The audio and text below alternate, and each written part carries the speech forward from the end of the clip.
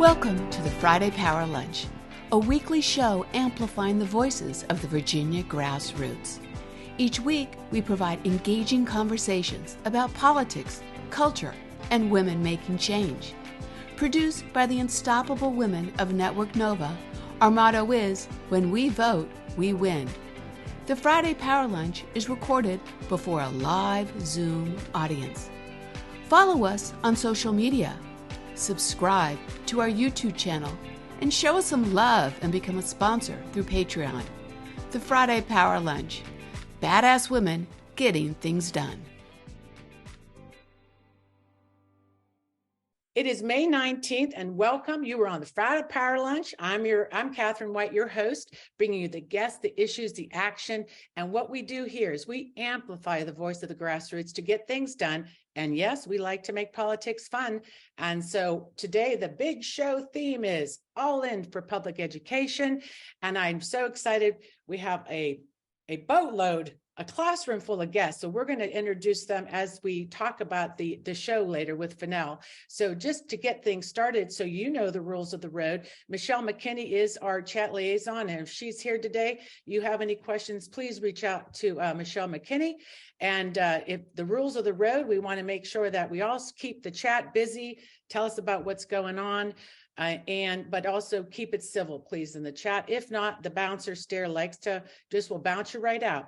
All right, the after chat is going to be so exciting today. After 1 o'clock, you know how it is. We get together, we share stuff, we talk about what's happening. But today, we're really going to have a special space for the school board candidates to talk and share what's going on with them. And let's learn how we could support them.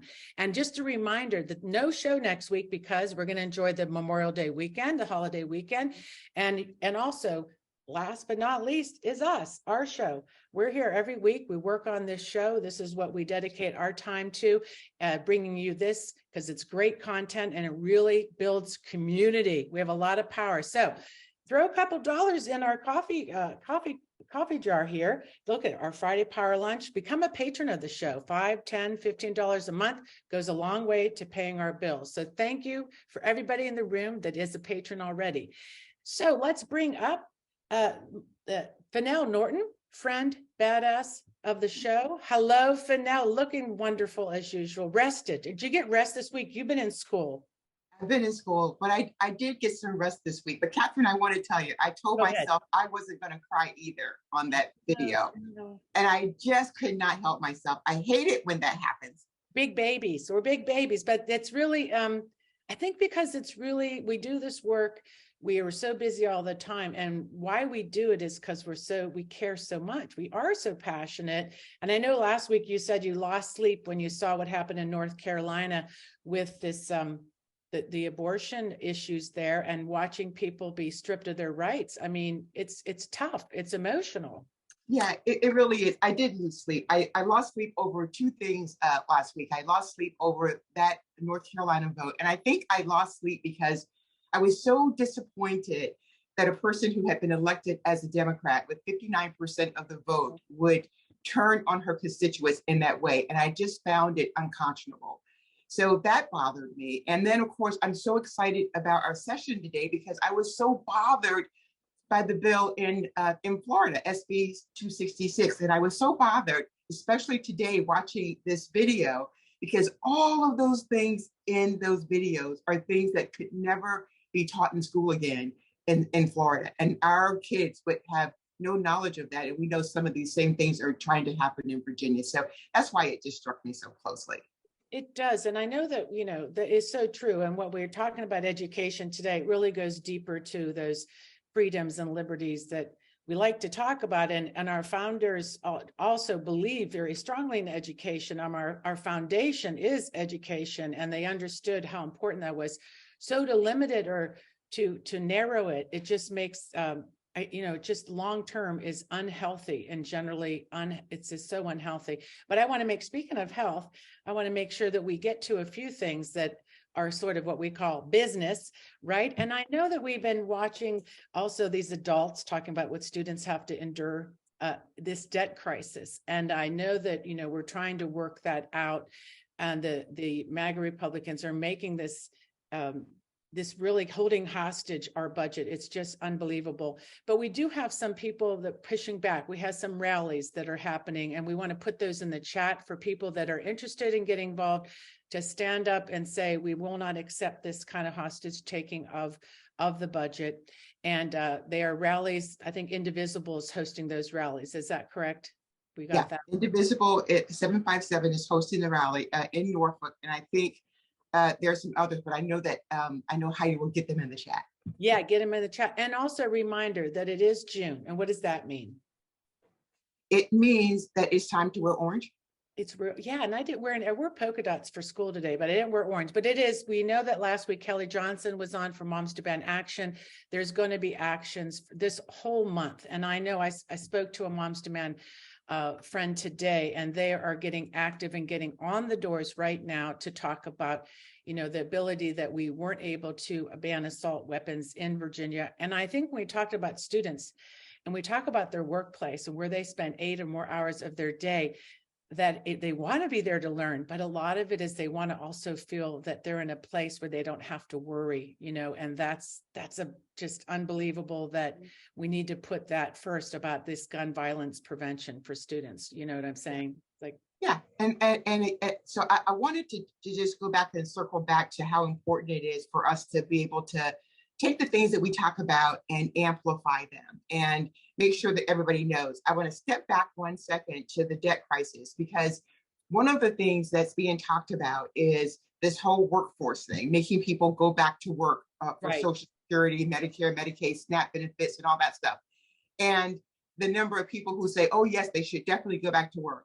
But they've tested that before and it doesn't work. And all that ends up happening is 600,000 recipients of Medicare and Medicaid could end up dropping off. 275,000 SNAP recipients could end up dropping off. And we're talking about people who get maybe on average of $275. And I want to take 10 seconds and tell the story of my Uncle Piggy. And so my Uncle Piggy.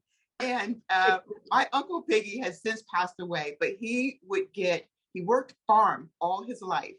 And when he retired, you can imagine how much that was. And he used to cut grass so that he could make extra money. And he loved it.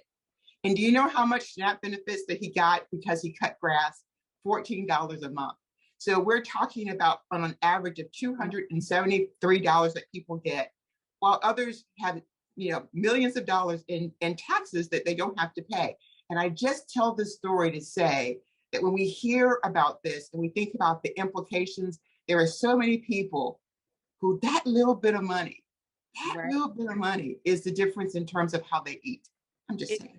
No, I think it's absolutely right. I mean, we should have the Medicare for all or healthcare for all, and you could talk to teachers in this room and people that work at schools, how important when they see where kids that maybe need some extra food and that there's issues that are going on. I mean, we'll find later when we speak to Ann Holton about how this stuff is, really how the pandemic fueled a lot of those inequities and some of the things that came after when we saw some struggles and challenges with public education. But it's really important. And I do want to turn our attention, because we only have a few more minutes before we get into our guests, and we want to do the roadmap of why people are here today. And I love that people are still coming in the room. But right now in Virginia, we have such an important election. That's why we have the school board candidates here. We're going to have from redistricting. A lot of voters are very confused what district they're in, who's running. But we have, as we know in this room, the Senate, the delegate, the school board, board of supervisors. There's a lot, sheriff, Commonwealth attorney on the ballot. So education of our voters is going to be so important. And I want to make sure that we are paying attention, and we are. And for the Women's Summit, I want to do a real plug about that, because I'm going to bring up these issues. Is the Women's Summit. This show today is a preview of the issues that we'll be tackling at the Women's Summit. That is going to be July 21st, the Friday night, with the grassroots, getting all their power together. Grassroots Rise Up will be our evening program. Saturday, we're going to kick it off 8 a.m., doors open, and 9 o'clock with our morning program. And Ann Holton is going to be one of our top speakers in the afternoon program. And we're going to have 3 really great panels on, there she is. Woo! All right.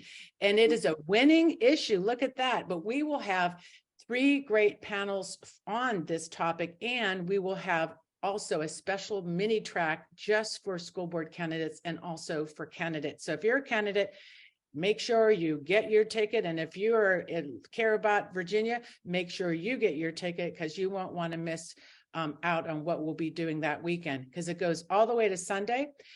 Saturday night, we'll have the candidate power jam. And then Sunday morning, July 23rd, the badass brunch. I just heard that we'll have some of our ERA warriors there.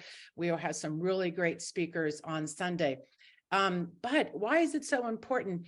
Some of our topics we'll be talking about will be reproductive rights, voting rights. Right now in Virginia, we see our governor positioning himself to run for president, just to let you know, even though he made a campaign style video that had not an American fighter jet in it.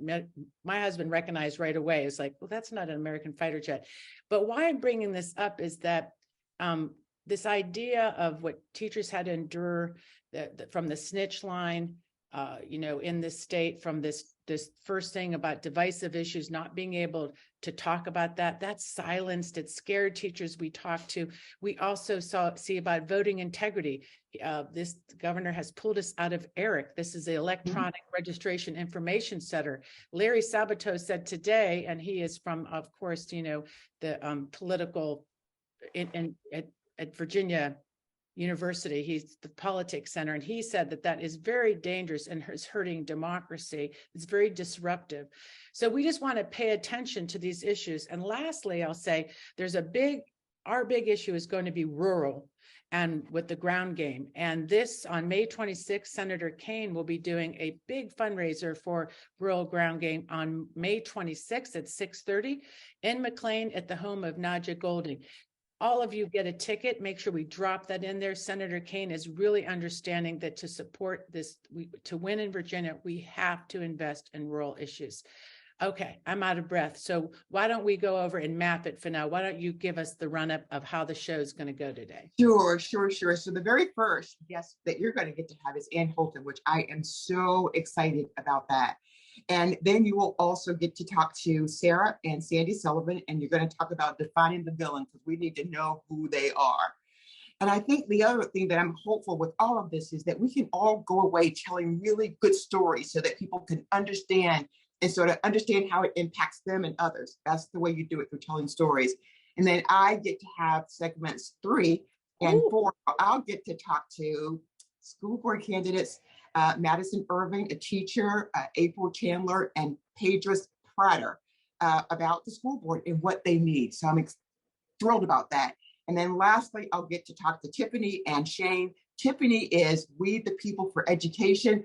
All of you guys who got to write some of those fantastic postcards, Tiffany is the one who made that happen for us.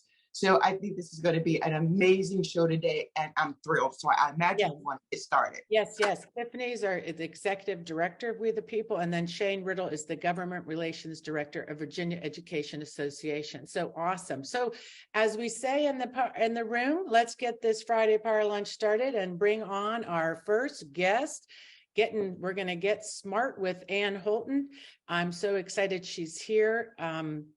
We all know Ann Holton. She's the former Virginia Secretary of Education and advisory board member of We the People for Education. First, let's just say hello. How was your Mother's Day? It was lovely, Catherine. I heard from all my children, and my husband took me and a neighbor out for a picnic in a park. So it was a great Mother's Day. So I hope you also. Yeah, it's great. It's one of those holidays that mothers and even when you're in school, when Teachers Day, all those special things to honor people doing the work, right? Yep. Well, let's talk. I really, this is so important. Before we get, I know Tiffany and others will be talking about the nuts and bolts of We the People for Education. I know when I heard people talking about this, the first thing they said is, oh my goodness, thank goodness somebody is doing something around this subject matter. So let's start this conversation where how we got here. From your point of view, what has happened around, why is this such a big topic? How did we get here? Let's talk about that and identify the issues, and then get more about how to get past those. Yeah, thank you, Catherine. Well, first, just thank you and your team. What a great event. And it's so fun to be with everybody and so many folks involved in education and so many candidates, great folks stepping up to run for school board, people already serving our school boards, I know. So thank you to everybody for joining today. How did we get here? Well, we are in a difficult moment for public education. Public education is so fundamental to our democracy in every way, and so fundamental to the development of so many of us, including me. But we are in a moment of real attacks on public education, attacks on and they aren't just in Florida. They are absolutely right here in Virginia. We have folks trying to rewrite history. I was part of the Board of Education efforts, and thank God, I'll tell you, here's a clue. Don't mess with the social studies teachers in Virginia, and don't mess with labor, and don't mess with parents, because the attempts to rewrite our history were significantly pushed back because of the outcry from all of those folks. But we are seeing those kind of efforts here in Virginia. We're seeing book banning. We're seeing attacks on teachers, not just the divisive tip line kind of approach, but we're seeing teachers in local communities feeling really under the gun and not supported and leaving the profession where we desperately need them. We're seeing intolerance towards people who love differently, people who act different in all kinds of ways.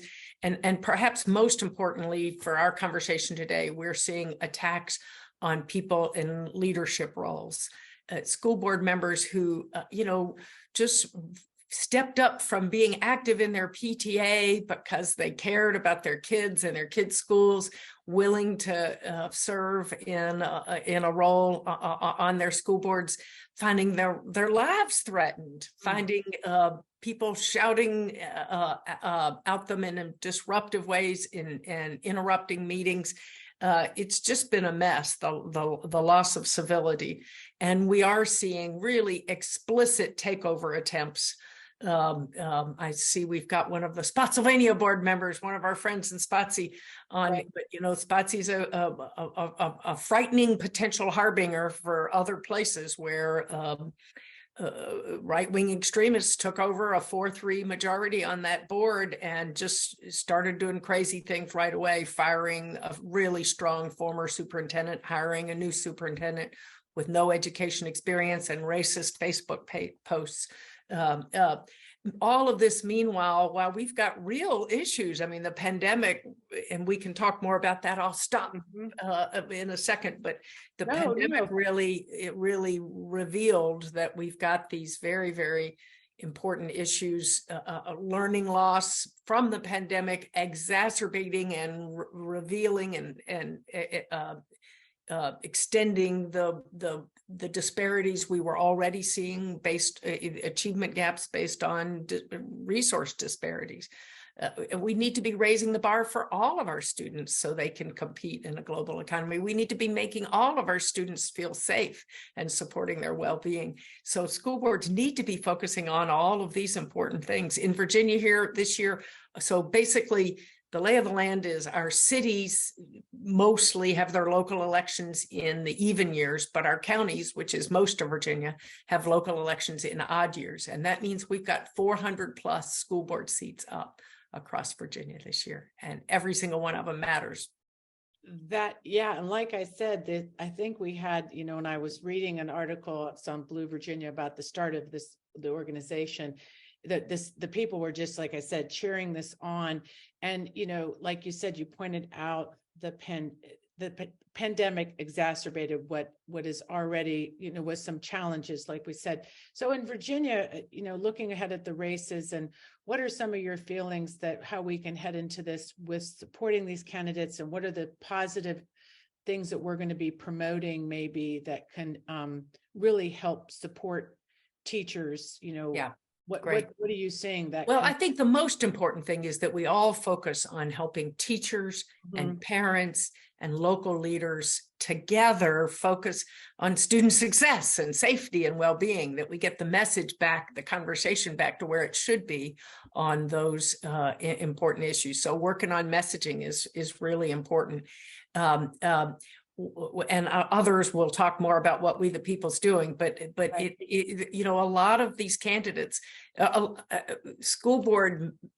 school board members who are, God bless them, willing to re-up for another term, new candidates stepping forward are not used to this kind of crazy political environment where you almost have to have a rapid response communications team to combat disinformation, where you need to be able to help all of us figure out how to effectively respond to parents' legitimate concerns about how are we going to come back from the pandemic, and how are we going to make sure all of our students feel included and supported. So messaging help, concrete campaign assistance. You know, a typical school board race in the past has been, as I say, a PTA parent stepping up to then knock on some doors of their neighbors, but not necessarily with background on how to access the voter file and how to do targeted mailings in the most efficient way, et cetera, et cetera. So that's really what We the People is all about, trying to help, especially in races where we can really make a difference, where we can support candidates in the legislative races as well. Yeah, you know, it makes me, think of so many years ago when we did have the school board. I think it's 19, where we had our first elections, and we were so excited. And I remember supporting, these are some of my friends that ran, and they really had this, they were so excited because they cared so much about students. And I remember going to their rallies and listening to what their vision for schools. That pandemic, like you said, knocked their socks off. They weren't, the kind of things that were expected of educators or even school boards to handle something that governments around the world could not handle. The expectations put even on, even by citizens on the outside, it seemed like the schools were the only ones expected to sort of go back to work quickly, maybe put themselves at risk before things were, that were ready.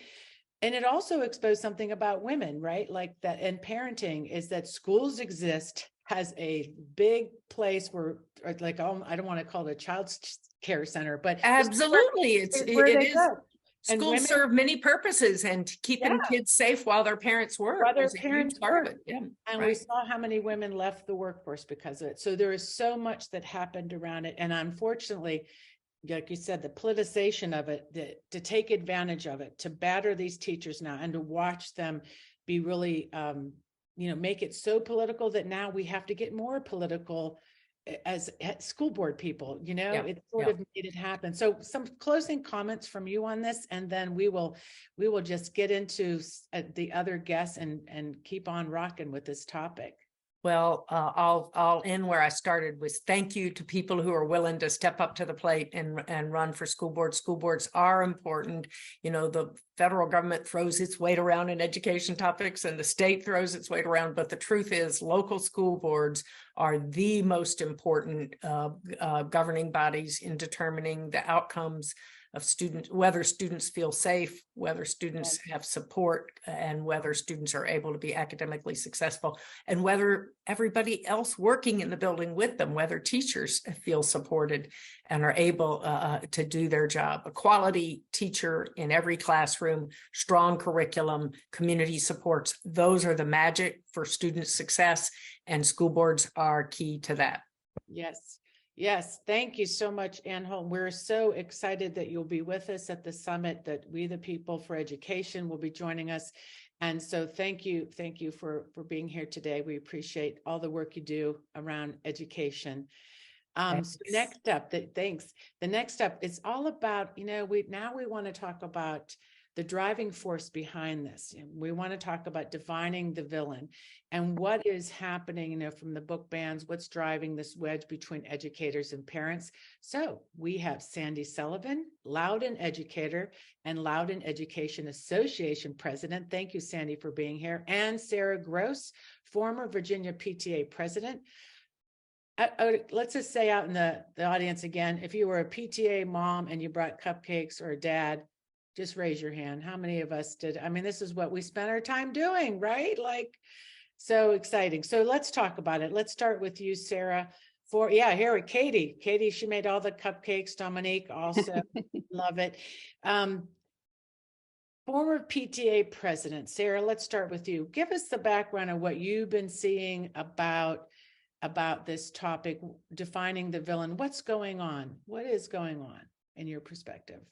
Thank you, Catherine. I really appreciate the opportunity here to be able to address a whole bunch of badass advocates, as you say. Anne mentioned that the attacks on public education, and I firmly believe that this is where parents come in. Parents are the people who have who are most vested in our schools, aside from teachers, of course. I think what we're seeing recently is this sort of not just an attack on parents, but this misnomer of a parents' rights movement. This, trying to appeal to our fears and our anxieties. And the parents' right movement is a disinformation campaign. And it really just seeks to put forth an unpopular sort of political agenda, and a political agenda that doesn't serve our teachers, doesn't serve our students, doesn't serve our parent body. And really, in my opinion, I'm watching supportive parents walk back from school board meetings, from public schools in general, and this is terrifying to me personally as a parent advocate, because I really believe a little bit more, Sarah. What do you mean they're walking back? Do you mean they were involved and now they're not as involved? Sandy can, I'm sure, speak to this more eloquently. Brenda Sheridan is a past school, or is a school board member who is a past PTA president in Loudoun County. And I think what I'm seeing is, and I think what we're all seeing is, as our school board meetings become more combative, more divisive, right, supportive parents are less likely to make their way back to the podium to be heard.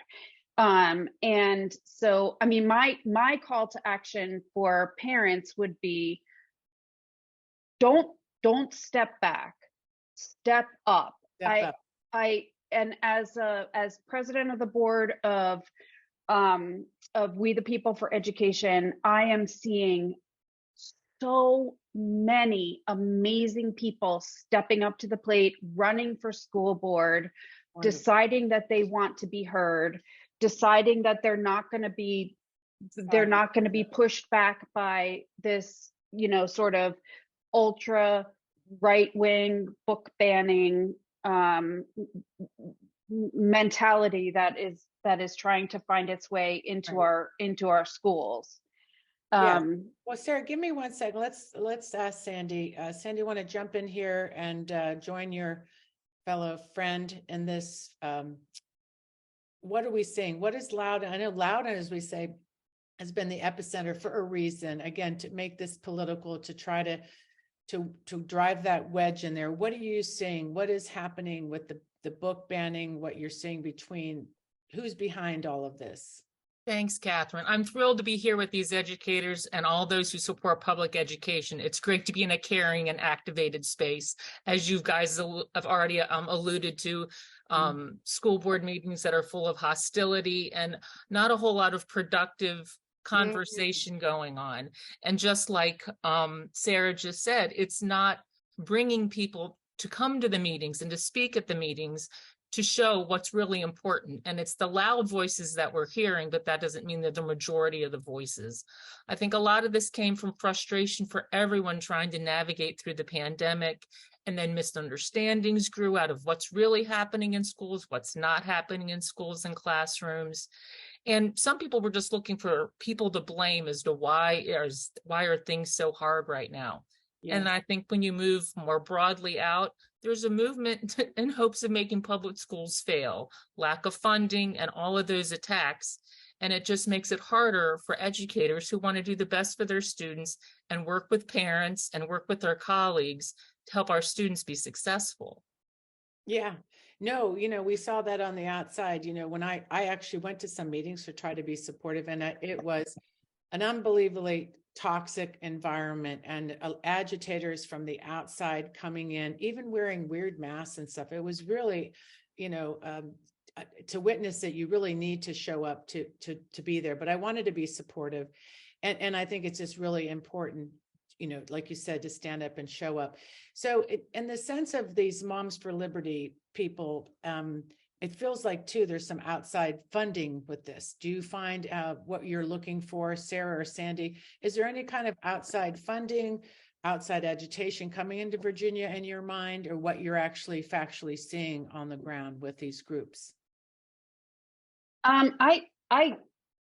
I think that there is a national agenda of talking points, and they are non-Virginia talking points. They don't serve the majority of parents. I think that what's happening right now is we're watching a minority of parents with the time and privilege to be able to appear at all school board meetings. And in my mind, I think we've let go. I mean, not just, Virginia, of course, suffers from a lack of appropriate and effective funding for public education. But I also, and that again belongs to our leaders, and it belongs to our parents to be able to ask that our schools be appropriately funded. But I also think that one of the things that we've lost sight of is that we really need to trust teachers to teach. I think that teachers consistently make room for parents, and we endow them with the rights to be able to be able to help form our children's education experience. And I think that the more divisive our discussion gets, the more we push away the majority parent voice, and also the ability for teachers to actually teach. Yeah. And Sam, do you want to close out this section? What are some really things you really want to make sure this room hears before we move on to segment 3? I want to make sure is people know how painful it can be to sit through a school board meeting, even before the pandemic, right? They're not the most exciting things that you want to fill your evenings with, but they're really powerful places where decisions are made and people get a chance to have their voices heard, and people need to show up and listen. And sometimes we just need people sitting in the crowd that are supportive of the people who do get up to the microphone and speak about what's important for our students and what's important for our kids. Just show up and be there and be a support in the sea of all the voices that are out there. Yeah. And lastly, we don't have in the room students, but I really love to see the students involved, because one thing I'll have to say is the school board meeting I was at, all these parents are up there just sort of crazy talking about some really weird talking points that it seemed like so far off. But a student walked up to have her time, and she wanted to talk about climate change. She wanted to talk about something that affected her and her livelihood. And yet what we're seeing is what's happening to their experiences. It's just, being attacked, and just then it got into this whole afraid of LGBTQ rights and all this. And the students are just want to be with their teachers. They want to learn. Absolutely. And they want the teachers to be in charge of the curriculum, and parents are always been involved. I have always been involved with my kids' education with the teacher. So I just want to say thank you to all the teachers in the room and educators. And thank you, Sandy and Sarah, for you standing up. And we're here to support you. And we will be here all year working on it. So thank you so much for showing up in the room today. And I want to hand over to the next segment about with Fennell. Fennell, why don't you take it away? All right. Thank you, Catherine. So I am so excited about this segment. For those who are just joining us, I'm going to be with MADISON IRVING, a teacher in Henrico, April Chandler, a local school employee in Loudoun, and PADREUS, I hope I said that right, Pratter in the Department of Education. PADREUS, correct me if I didn't say that right. Perfect. Thank you. Perfect. So I'm hoping that you guys aren't terrified now and you no longer want to be on the school board. Ha ha ha, just teasing. But let's talk a little bit about what you guys are doing. I mean, really, I love what Sarah said. Don't step back, step up. But you guys are about to go into the fray of the school board. So let's just talk about that a little bit. So April, why don't we start with you? Tell us what you're thinking. Tell us what you're doing. Tell us what you need. Hi, everyone. Thank you so much for having me. My name is April Chandler. I'm running for the Algonquian District seat in Loudoun County.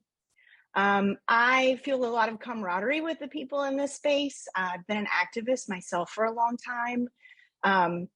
I started working on political campaigns when I was in high school. And as a 16-year resident of Loudoun County, I've done a lot of canvassing. I've organized my local precinct ops, and I've handed out sample ballots. In this capacity, I became very invested in the last school board election. I'm a mother of 2 girls, and who sits on the dais really matters to me. And so I volunteered for a lot of the candidates.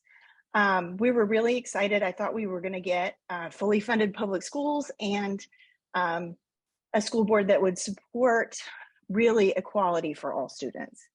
And it was going great until the parents' rights movement showed up in Loudoun County. And like Sandy said, it's been a really difficult 4 years. And I have watched it as someone who comes to the school board meeting, comes regularly to the school board meetings, and as someone who is serving as a staff aide to a current member in our district.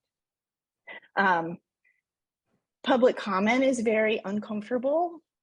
It's meant to sow chaos and to drive personal attacks towards the people on the school board. And we often see partisan hit pieces from local media outlets that are not necessarily grounded in reality. And many school board members and even community members have been receiving harassing messages or death threats. I've heard personally from teachers and principals that they have never experienced anything like this in their career. So even though I've been very closely aligned and watching with the front row seat, I feel very strongly that I have to stand up and run, because if I don't, who will represent our shared values? I love that. Thank you. And I'm gonna come back to you. So PADREUS, I'm gonna come to you because I've heard what April said. I can't wait to hear what you have to say to MADISON, but tell me what makes you passionate? What makes you want to do this? Oh, well, thank you so much for creating this space for us to elevate our voices on a race that is critically important across America. It's down ballot, and sometimes we're often left out or forgotten when it comes to the conversation.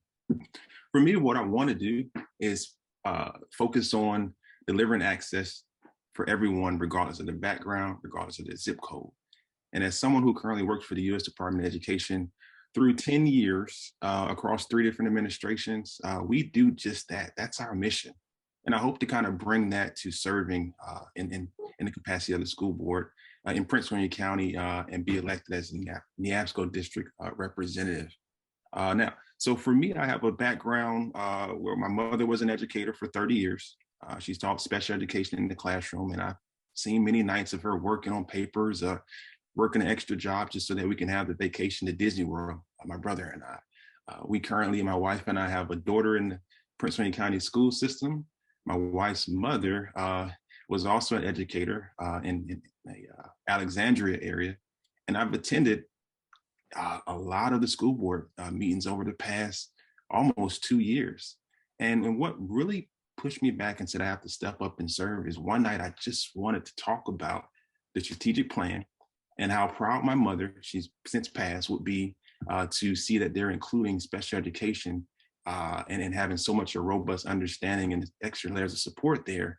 And I spoke, and when I looked around, I could see the sirens outside. I could see people jeering in the background outside of the locked doors. And I remember coming home that evening and saying to my wife, "Dear God, it's here." Now, and I mentioned the government piece because anybody who has the background in federal service, we know sometimes it gets rocky, right? And we focus.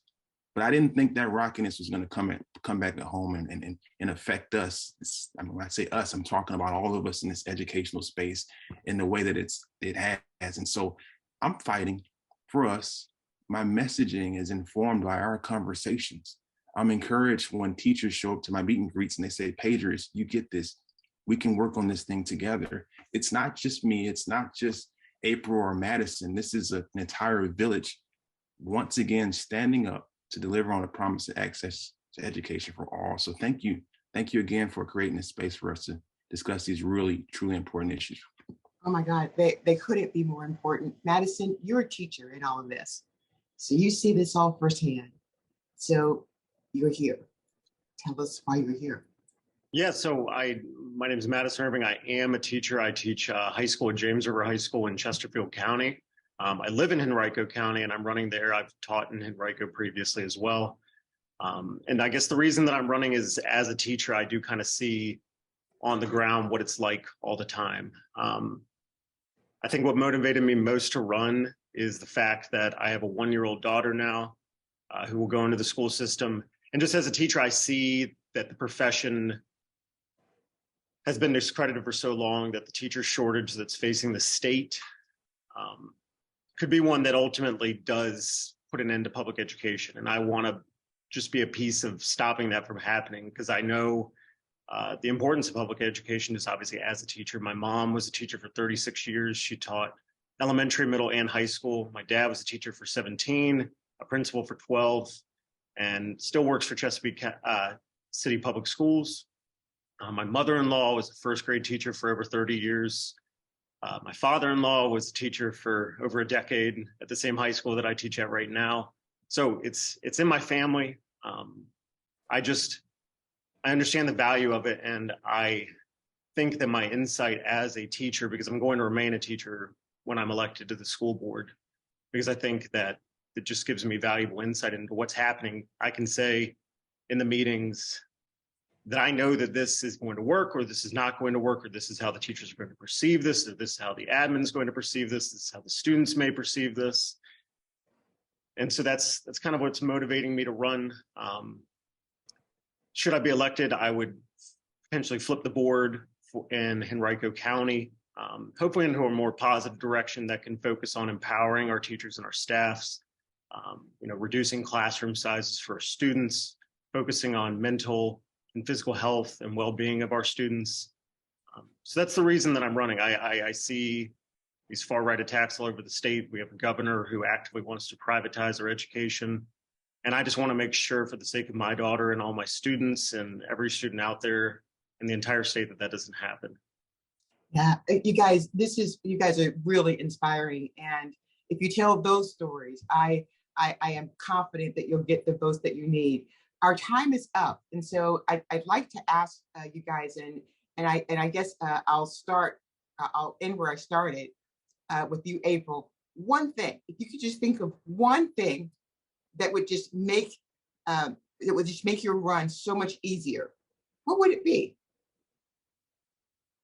Well, none of the candidates can do any of this on their own. So we really want to ask the activist community to stand with us, to get the word out, to help us find our neighbors that will vote for us, and just to make that connection so that we can really support students and make sure that this doesn't go much further. PADREUS, one little thing. It's the hardest ask, asking for funding. We need the funding to ensure that our voices and our messages are carried. And so if anyone has a heart for education in this room, please give as much as you can, as often as you can, all the way through November, because we're going to be carrying your voice even further than November and standing up to support you. Thank you. And Madison, thank you, PADREUS. Yeah, I would just echo what they said. It is money. Campaigns are not free. You're investing in the future of your educational system and in the future of your democracy, because the kids that we educate ultimately do become our citizens that vote in our elections. So the funding is vital. Wonderful. Madison, April, and PADREUS, thank you guys so much. I appreciate it. Thank you. All right, so now we're going to move on to Tiffany Hyde and Shane Riddle. Tiffany is the Executive Director for We the People for Education. Hi, Tiffany. And Shane Riddle is the Government Relations Director for Virginia Education Association. I'm thrilled to have you guys. Tiffany, it's so good to see you again. And good to see you. So much. Good to see you too. So you guys, we're going to talk a little bit about how you work together to support the school board candidates. And you've just heard from them passionately about the things that are so important. So can we talk a little bit about your role, Tiffany, at We the People for Education and how you support candidates like the three we just heard from? Absolutely. I think they each touched on this. It's really hard to be a local candidate. Funding normally doesn't get in those spaces. You don't have that professionalized campaign infrastructure that a lot of the House and Senate candidates have. And at We the People, we want to internalize that support, and we want to offer communications guidance, digital support, mailers. We want to help with your field and your targeting programs. We want to help you with policy. We want to help you build out a community base of parent groups and other progressive partners at the local level to help get you elected, and training and mentorship and all of these things.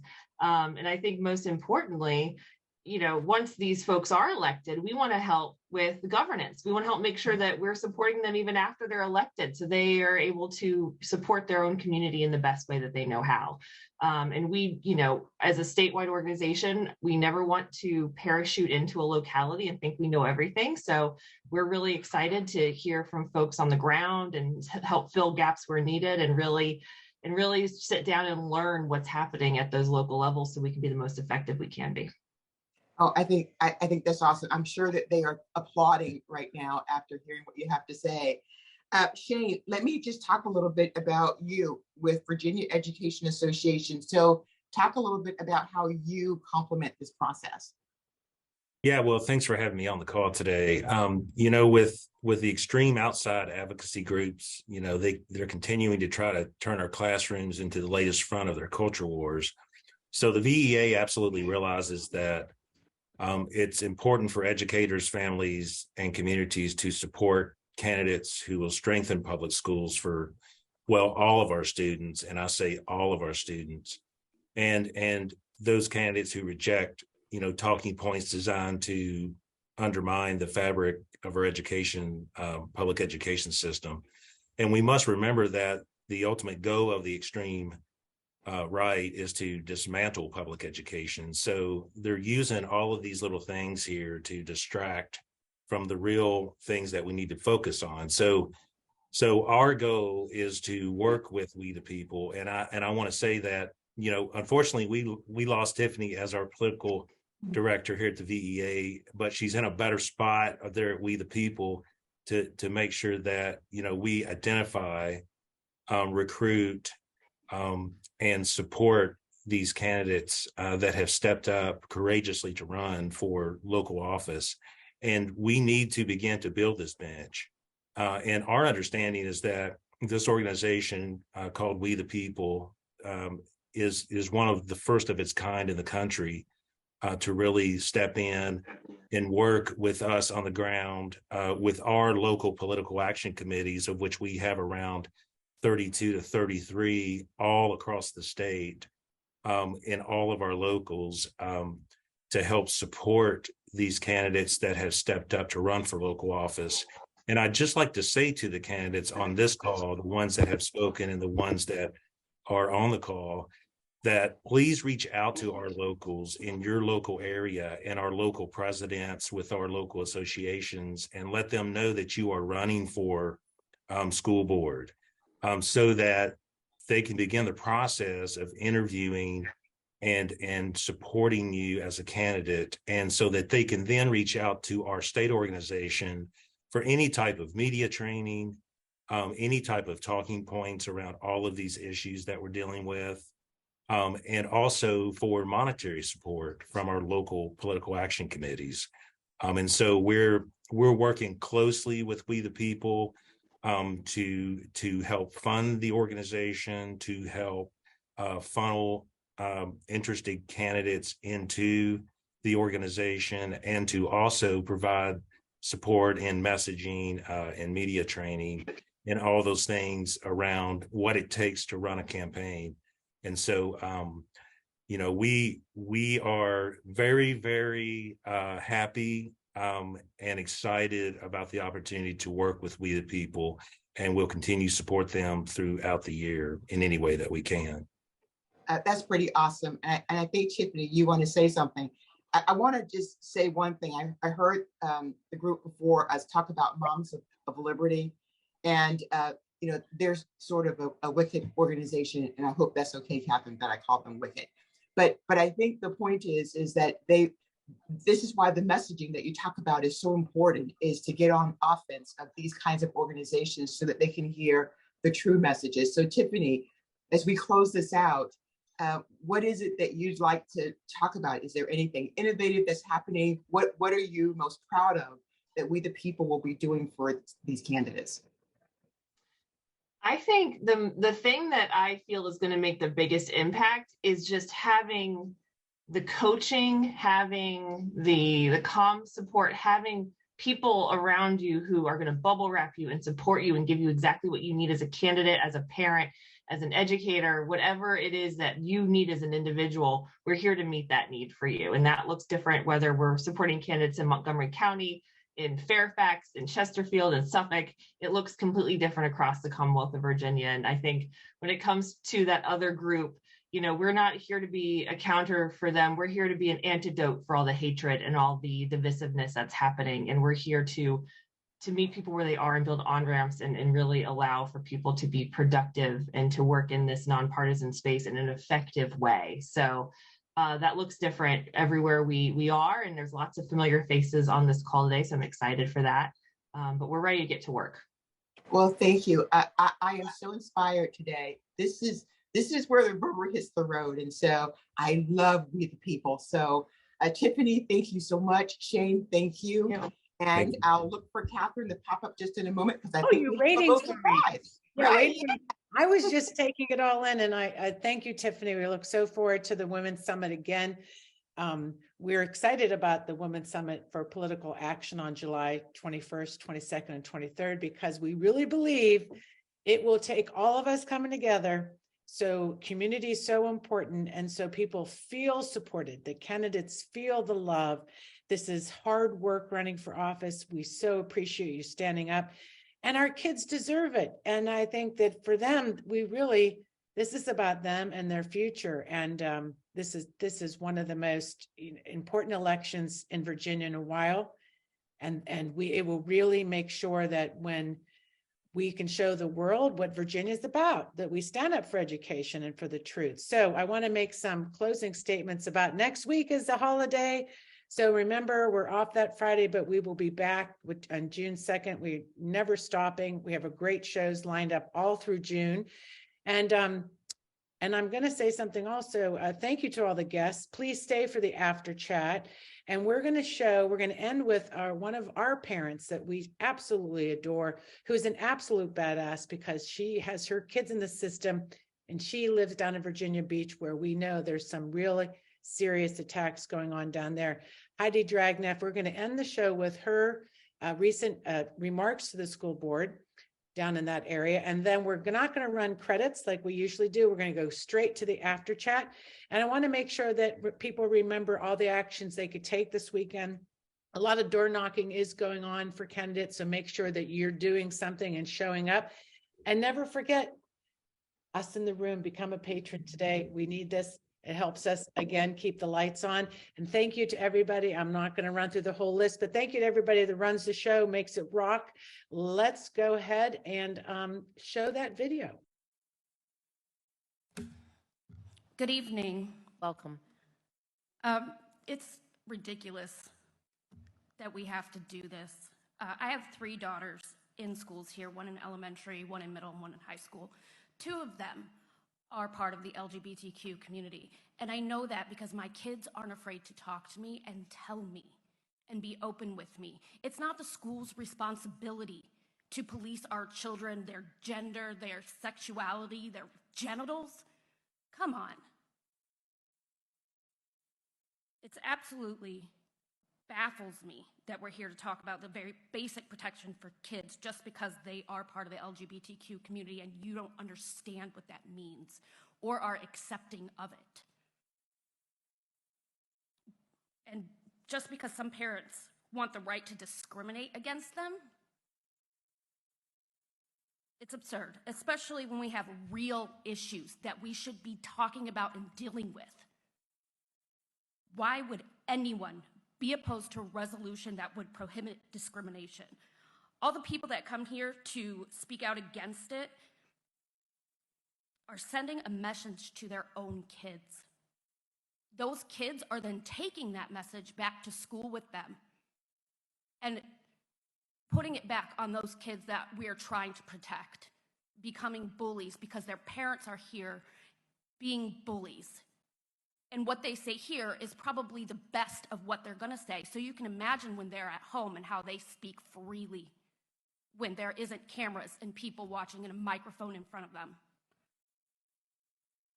Whether or not my kid is transgender, wants to go by a different name, wants to dress differently, isn't anybody else's business but mine.